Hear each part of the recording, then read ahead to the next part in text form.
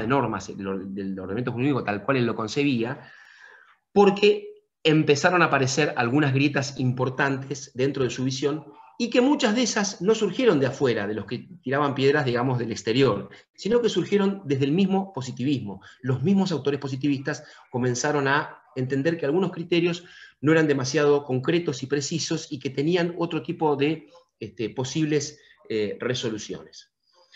Yo les mencionaba al principio la idea de la Grundnorm. Es importante, digamos, que más o menos visualicemos este concepto. Creo que lo charlamos hace un ratito. La idea de que existe un presupuesto nociológico por afuera del ordenamiento jurídico. Un ordenamiento jurídico que se basa en distintos niveles. Tenemos un nivel más alto de esa pirámide, de ese triángulo. En ese nivel más alto vamos a tener la norma fundamental, ¿no? Un supuesto del cual van a depender el resto de las normas jurídicas. Imagínense, tenemos una constitución, tenemos los códigos que surgen de esa constitución, tenemos el sistema federal, en el caso nuestro, implementado, que habilita que las provincias que son parte de ese esquema sistémico, digamos, va a tener la posibilidad de reservarse el dictado de algunas otras leyes. O sea, digamos, todo ese dictado de leyes, todo ese dictado de normas jurídicas va a depender fundamentalmente de la Constitución, y además va a tener que tener una relación de enlazamiento directo con esas normas secundarias o de más bajo nivel, para poder entender acerca de la validez. La validez, para Kelsen, en estos esquemas normativos, y básicamente en el derecho, va a depender de que haya una relación absolutamente, en términos de ciencia positiva, una relación muy directa entre las normas principales y estas normas secundarias. Imagínense que cuando digamos, tenemos una sentencia judicial, hay un montón de cosas que nosotros no nos preguntamos, pero esa sentencia judicial tiene, cuando la empezamos a revisar hacia arriba, una cantidad de elementos que deben estar presentes, porque si yo tengo un tribunal que me dicta una sanción y ese tribunal no está constituido como corresponde, bueno, evidentemente va a habilitar una serie de nulidades porque no se han cumplido estos puntos concretos que me establecía el ordenamiento jurídico. Si yo constituyo un tribunal, hablo de 3 jueces, como a mí se me antoja, bueno, voy a tener una serie de normas. El sistema el régimen de la justicia nacional, provincial, etc. Digo, no quiero entrar en detalles más de la dogmática jurídica. Lo que quiero es marcar esta idea de que esa relación armónica dentro del sistema, para Kelsen, es lo que va a sostener la validez. O sea, yendo al punto exclusivamente filosófico, lo que nos interesa saber es que Kelsen busca esa coherencia dentro del ordenamiento. Y esa coherencia para Kelsen siempre existe. Siempre existe. Uno de los elementos que le critican a Kelsen, y que él, de hecho, lo sostiene en la teoría pura, en todas sus... es el tema de las lagunas del derecho. Las lagunas del derecho. El legislador se olvidó, bueno, Kelsen dice, no existen las lagunas del derecho para Kelsen. Porque si hay una laguna, significa que el legislador, porque la norma es un acto de voluntad, decidió no tomar en cuenta ese elemento y decidió no crear una norma jurídica al respecto. Bien, la mayoría de ustedes, digamos, marcar Kelsen es esta coherencia dentro del sistema. Y esta coherencia dentro del sistema es básicamente la idea con que las ciencias exactas, por ejemplo, se manejan. Ahora, digamos, uno dice la geometría. Bueno, la geometría se basa en una serie de principios fundamentales, digo. Por un punto pasan infinitas rectas, etcétera, etcétera. Ese sistema de la geometría euclidiana, como le dicen, como se conoce, es un sistema casi perfecto. Porque, como está constituido a través de axiomas, que son verdades absolutas que no admiten ningún tipo de discusión, en la medida en que nosotros esos elementos que tenemos los acomodemos con las normas mismas que nos estamos dando para ese ordenamiento, llegamos a determinadas conclusiones.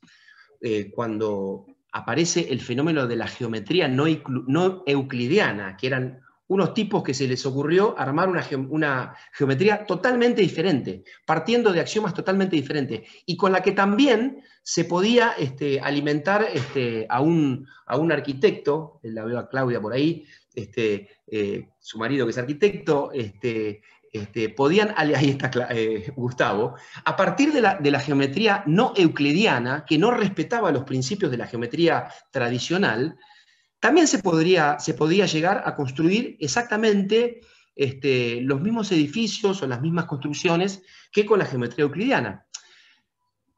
Y digo esto para entender una base importante en el razonamiento kelseniano. O sea, el razonamiento kelseniano estudia la norma jurídica, estudia el ordenamiento jurídico y no está buscando ninguna otra cuestión que la coherencia de ese sistema. Él intenta que esa coherencia esté permanentemente manifiesta. Jurídica está la norma fundamental y en la base están las sentencias, las sanciones efectivizadas. Bueno, ahí también hay una discusión que para Kelsen también es, digamos, una discusión saldada, porque muchos de las escuelas jurídicas posteriores a Kelsen, como el realismo jurídico, Al Ross, o sea, el realismo jurídico, y tantas otras escuelas que se basaron en esta idea de que, bueno, en realidad el juez crea derecho.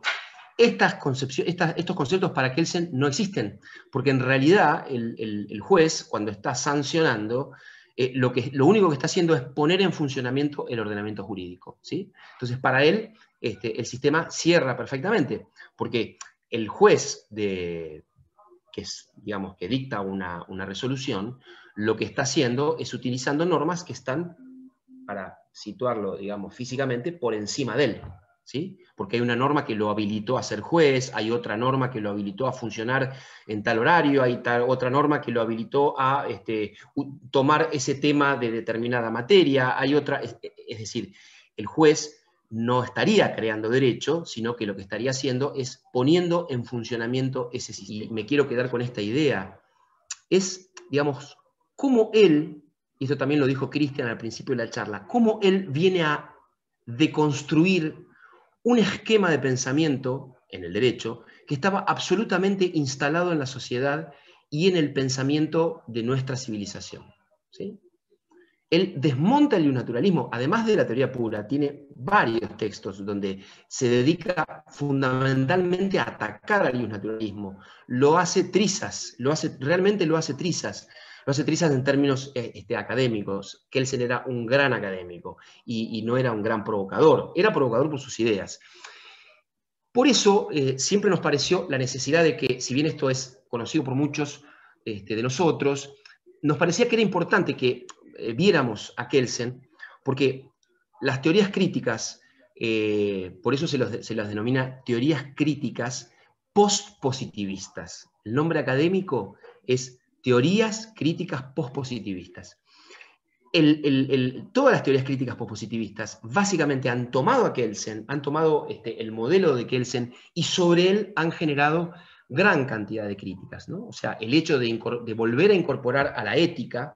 Recuerdo uno de los encuentros anteriores donde Claudia Basiles hablaba justamente de esto, ¿no? De la ética. Hay un montón de elementos que vuelven a ingresar a través de la teoría crítica y que habían sido dejados de lado por Kelsen.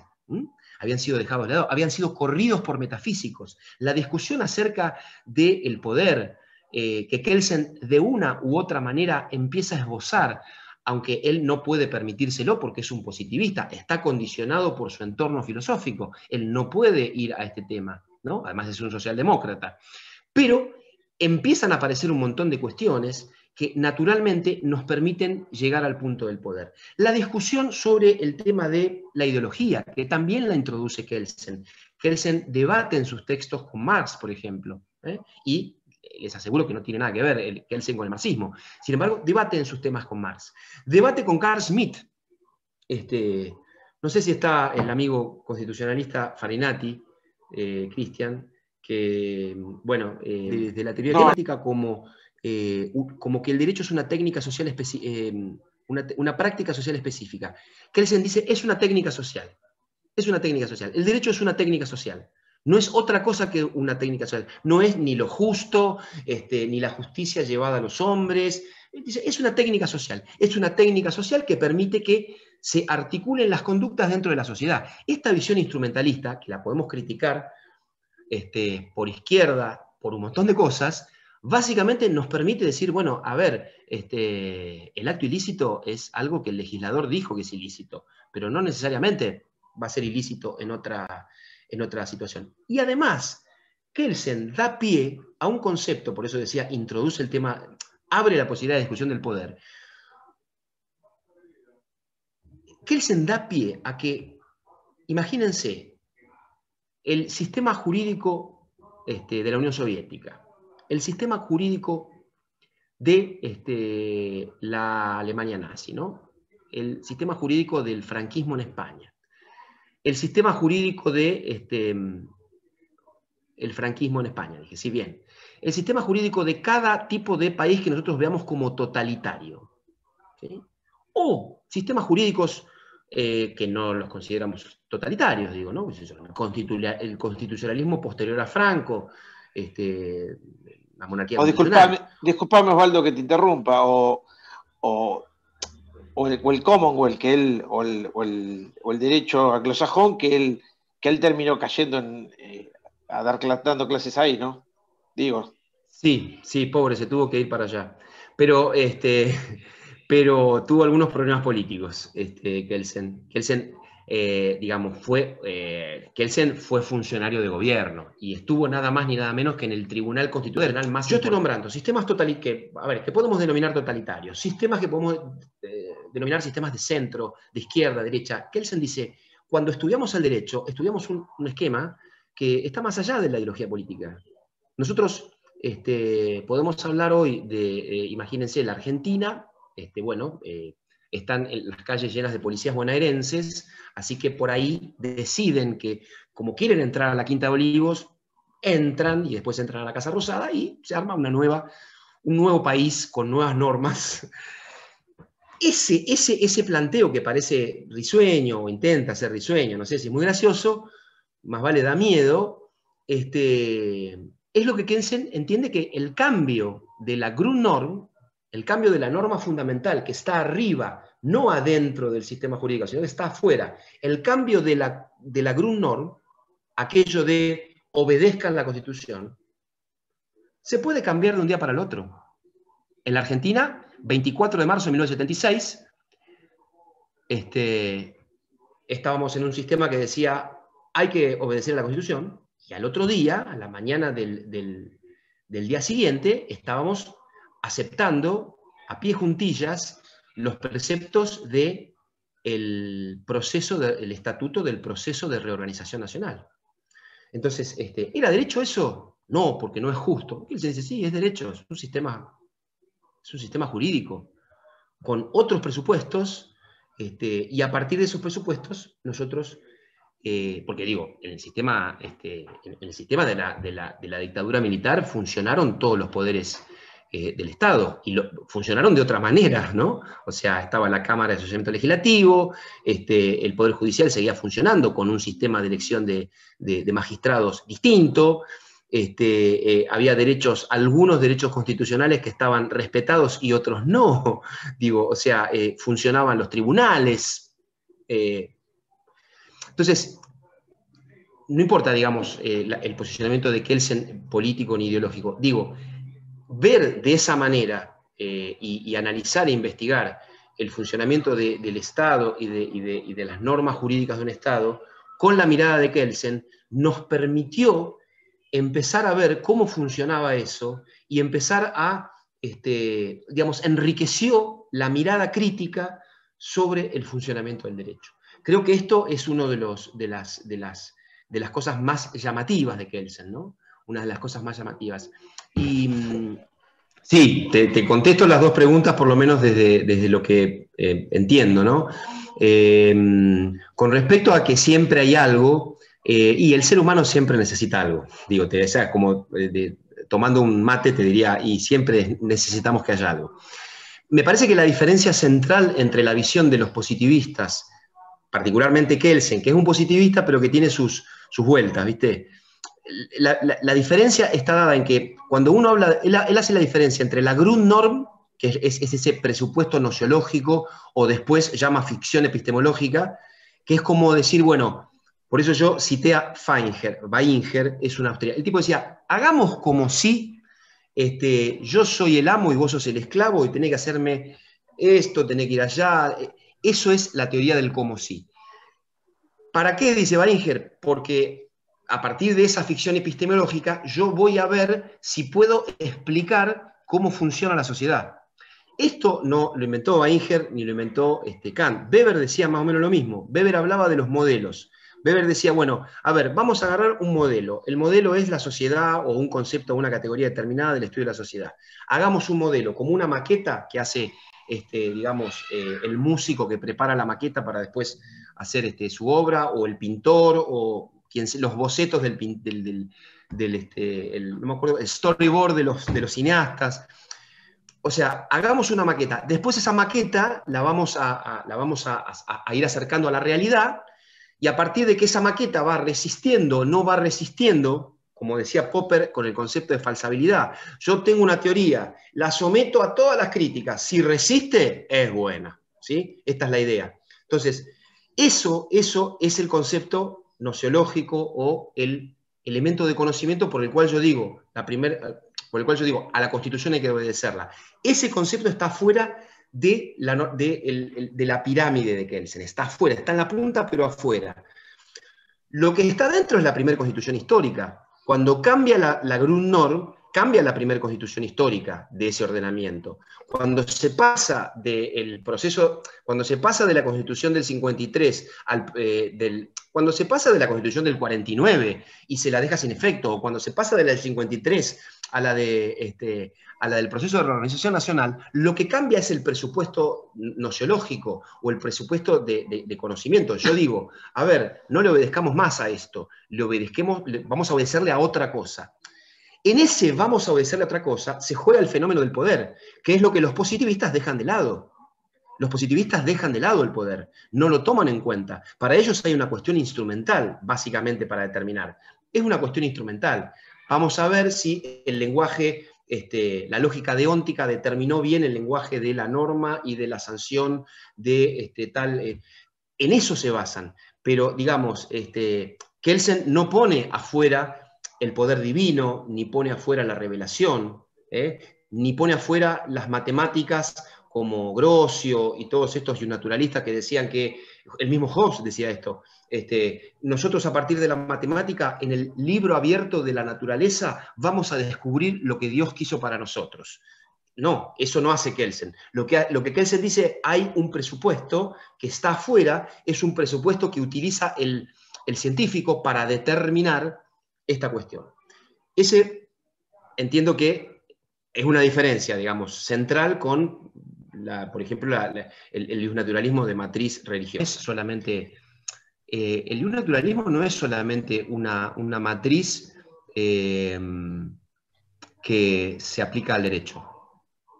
El iusnaturalismo es una visión de la sociedad. La visión iusnaturalista es la visión iusnaturalista de la sociedad.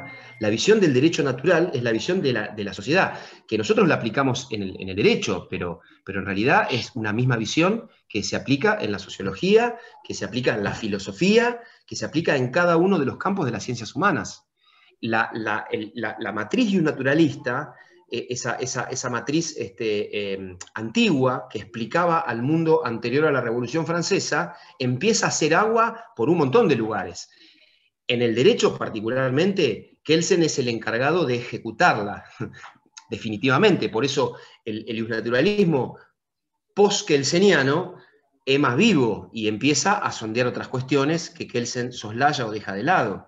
Pero ya no hay más lugar después de Kelsen para el viejo iusnaturalismo. Entonces, yo entiendo que Kelsen termina de detonar vos te fijás en la teoría pura, él después lo nombra, ponele, qué sé yo, en la página 35 lo nombra, pero arranca diciendo la filosofía del derecho tradicional, el pensamiento tradicional del derecho, el pensamiento conservador del derecho. Él ni lo menciona, no habla de justnaturalismo, pero todos sabemos que está hablando de justnaturalismo. Entonces, me parece que entre lo que hace Kelsen en el derecho, pero además lo que hacen en otros campos de las ciencias sociales, otros pensadores, la matriz de ese mundo antiguo, por así llamarlo, y un naturalista queda fuera de lugar. Hoy Raffo dijo al principio lo de, Héctor, dijiste lo de, bueno, se metió en una discusión que Kelsen tiene Kelsen tiene una discusión muy fuerte con Carl Smith, ¿no? Yo lo había leído porque me quedé con algo que me dijo mi amigo Calegari, que me había cargado en alguno de los chats, sobre las discusiones con Carl Smith. Y lo impresionante, digamos, el estado de excepción, esta era la palabra que quería decir, que mencionó hoy Héctor. Héctor, la idea del estado de excepción. Vos fíjate, Kelsen y Smith, los dos son positivistas. Son parte del entorno del Círculo de Viena. Los dos andan dando vuelta. Ninguno de los dos es del Círculo de Viena, pero los dos están en esa matriz epistemológica que están haciendo muy fuerte en ese momento en Europa. Y a estudiar, digamos, esta idea de que, digamos, lo que se plantean es, ¿hay algo antes de la ley positiva? No, el derecho empieza con la ley positiva, dice Kelsen. Una vez que está la ley positiva, lo importante es que sea coherente el sistema. Después, bueno, vendrá la revolución y cambian de sistema, pero lo importante para el funcionamiento es la validez. Si la eficacia, que esto me olvidé de mencionarlo, si la eficacia, que es que esa norma se aplique y sea obedecida por los súbditos, los judiciables, por los integrantes de la comunidad, empieza a ser agua, la eficacia no es la validez. Una norma puede ser absolutamente válida, pero puede no ser eficaz. Una norma puede haber sido sancionada por aquellos órganos a los que les compete sancionarla, y sin embargo no ser eficaz, porque no se cumple, ¿sí? Ahora, una norma jurídica siempre tiene que ser válida si está dentro del esquema de ese ordenamiento. Carl Smith, que parte parte del mismo lugar que Kelsen, terminan los dos en lugares distintos. Kelsen es socialdemócrata y Carl Smith adhiere al régimen al Tercer Reich. Uno es alemán hasta el tuétano y el otro es judío. Así que, bueno, pero coinciden en analizar el tema de la preeminencia del derecho positivo. Derecho positivo, derecho natural. Derecho positivo, las normas escritas, básicamente las normas escritas del mundo terrenal, y el derecho natural, eso que está en otro lugar, que no está acá. Y que es el que nos dicta los principios para poder establecer el derecho positivo. Ellos dos empiezan a discutir eso y llegan a un montón de acuerdos. Ahora, hay un punto, por eso es bastante recordada la discusión entre ellos dos, o al menos académicamente, donde Smith dice, bueno, pero hay algo antes del deber ser por imputación. Antes que el ordenamiento jurídico diga A debe ser B, el que mata le corresponde 25 años o no, le corresponden 80 años, antes de eso tiene que haber algo que generó la posibilidad de que haya normas escritas y que funcionen como funcionan. Y ese algo, él lo menciona como estado de excepción, que es justamente el que, como muy bien decía hoy Héctor al principio, te habilita, por ejemplo, un DNU, o la toma de decisiones en un Estado y que el sistema no explote, digamos, que siga funcionando, ¿no? Porque hay una cantidad de elementos que funcionan dentro de nuestro ordenamiento a los que nosotros nos adecuamos. Digo, a ver, el principio de clausura de que todo lo que no está permitido, todo lo que no está prohibido está permitido, que es un principio con el que nosotros razonamos hasta cuando estamos haciendo un escrito, implica la posibilidad de la existencia de algo que está por arriba de esas normas jurídicas, ¿no? Pero por arriba, o por afuera, o que dio lugar a. Y esa discusión, volviendo a la primera pregunta tuya, yo no sé hasta qué punto está saldada. Cuando nosotros hablamos de que desde la teoría crítica, que además de las normas jurídicas, hay otras cuestiones que tienen que ver justamente con el poder, que tienen que ver con las luchas, que son las que determinan que se sancione tal o cual norma, ¿no? Digamos, la jornada laboral de 8 horas se ganó a sangre y fuego, por decirlo de alguna manera. La imposición de un sistema político también se logró a sangre y fuego, ni hablar de Argentina. Todo el periodo preconstitucional nuestro es terrible, terriblemente rico en matanzas sobre todo. Entonces digo, y siempre hay otra cosa. Ahora, ni Smith ni Kelsen están hablando de que esa otra cosa es una entidad sobrenatural que impone condicionamientos.